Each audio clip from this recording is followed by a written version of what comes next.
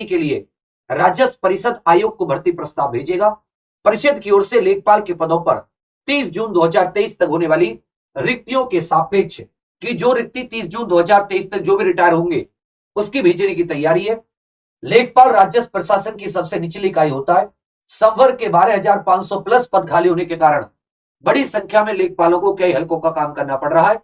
इसमें व्यावहारिक कठिनाइयां तो आ ही रही हैं, राजस्व प्रशासन से जुड़े कार्य भी प्रभावित हो रहे हैं। तो 4500 नई भर्ती आएगी।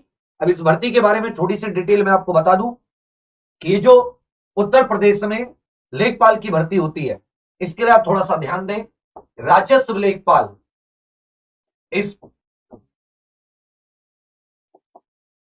इस पद को राजस्व लेखपाल कहा जाता है। इसमें साथ ही 12th क्लास तो आपके लिए शैक्षिक योग्यता होती है और जनरल के लिए एज 18 से 40 वर्ष होती है और इसमें कोई अतिरिक्त योग्यता नहीं मांगता। 12th क्लास आप पास होनी चाहिए, 18 से 40 वर्ष एज, और ये जो क्वालिफाई होने चाहिए आप 12th क्लास, ये फॉर्म की लास्ट डेट तक होनी चाहिए। फिर इसके लिए आपका जो पैट 2022 जिसने दिया है, पैट 2022 के अनुसार पैट 2022 के रिजल्ट पर इसकी कट ऑफ निकलेगी मुख्य परीक्षा के लिए। पहले पैट 2022 में जितने भी पद आएंगे, जैसे 4500 पद, तो 4500 पद का श्रेणीवार हर एक कैटेगरी, जनरल, ओबीसी, महिला, सब कुछ 15 गुना। पहले तो हालांकि और ज्यादा बुलाए थे, 8085 में देखे तो 2.5 लाख के करीब बुलाए थे, पर जैसे भी जनरली देखते हैं तो 15 गुना, लगभग 67,500, मतलब कुछ भी नहीं तो 1.25 लाख बच्चे तो इसमें बुलाए जाएंगे।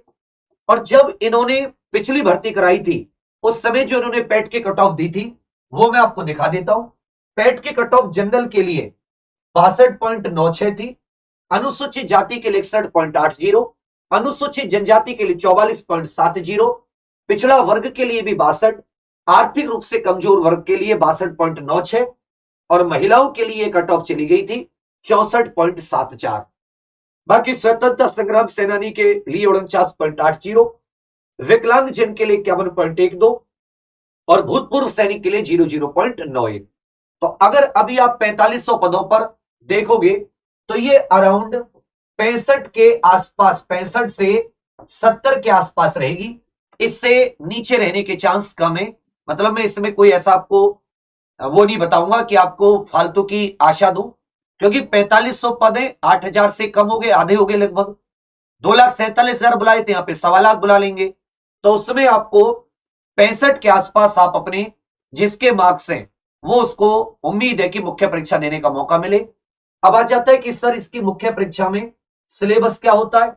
मुख्य परीक्षा में सिलेबस क्या होता है तो मैं आपको सिलेबस बता दूं।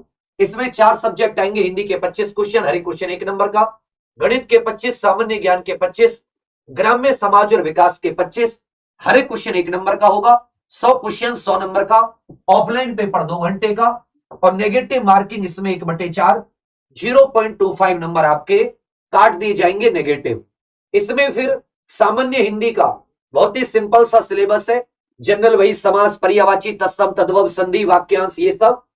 गणित के लिए थोड़ा सा इसमें जो सिलेबस है वो थोड़ा सा डीपली है, लेकिन बढ़िया तरीके से आप लगे तो गणित भी इतना हाई नहीं आया था, लेकिन सिलेबस इसमें जो है आप उसे बढ़िया से करके जाएं। संख्या पद्धति, number system, percentage, profit loss, आपके स्टेटिस्टिक्स, प्रोबेबिलिटी, ये सारे का सारा बहुत सारी चीजें, अंक गणित और सांख्यिकी, उसके बाद में बीज गणित, एलसीएम, एचसीएफ, उनमें संबंध, ये सब, रेखा गणित, त्रिभुज, ये सब।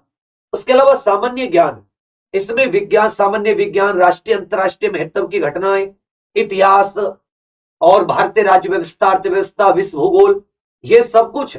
इसके अलावा आप देखेंगे कंप्यूटर के भी इसमें कुछ क्वेश्चन इंक्लूड होते हैं। ग्राम्य समाज और विकास में इसमें टॉपिक तो आपको ग्राम्य समाज विकास कार्यक्रम, ग्राम्य विकास योजना, ये सब कुछ दे रखा है, लेकिन पेपर में योजनाएं ज्यादातर पूछी गई थी और कुछ चीजें ग्राम्य समाज से संबंधित, और केवल जो योजना इसमें दे रखी है वो ही नहीं पूछी थी। इसके अतिरिक्त अलग विभागों की भी योजना पूछी थी, क्योंकि पहली बार ये पेपर हुआ था। तब भी अभी यदि आप 100 के 100 क्वेश्चंस को मैच